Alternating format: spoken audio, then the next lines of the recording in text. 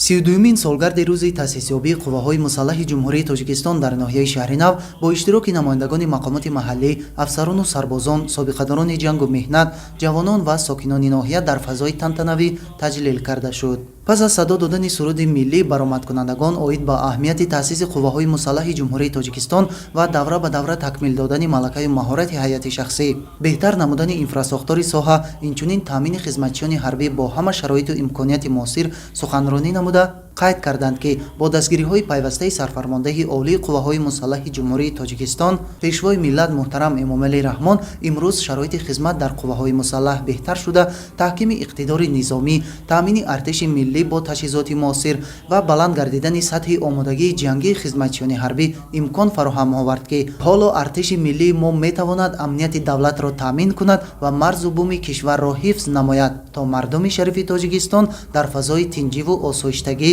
пайи кору фаъолияти хеш бошанд. сафи қувваҳои мусаллаҳ на танҳо қудрати ҳарбӣ, балки як мактаби мардонагӣ ва ватандӯстӣ барои ҷавонони мамлакат мебошад. Ин аст ки ҷавонони бонангу номус бо ифтихор ва ғурури миллию эҳсоси ватандорӣ ба сафи қувваҳои мусаллаҳ мепайванданд. дар идомаи чорабинии идона ба як қатор афсарону сарбозон барои хизмати содиқона дар сафҳои қувваҳои мусаллаҳ, инчунин ба онҳое ки дар муддати хизмати ҳарбӣ худро бо интизоми баланд, ҷасорат ва шуҷоат нишон доданд, ифтихорномаи сипоснома ва мукофотҳои давлатӣ супорида шуданд. қисми фарҳангии чорабинӣ бо барномаи ҳунарии аҳли санъат идома ёфта, дар он сурудҳои ватандӯстона, тараннумкунандаи ифтихори миллӣ ва рақсу таронаҳои дилангез пешкаши аҳли Толор карда шуд.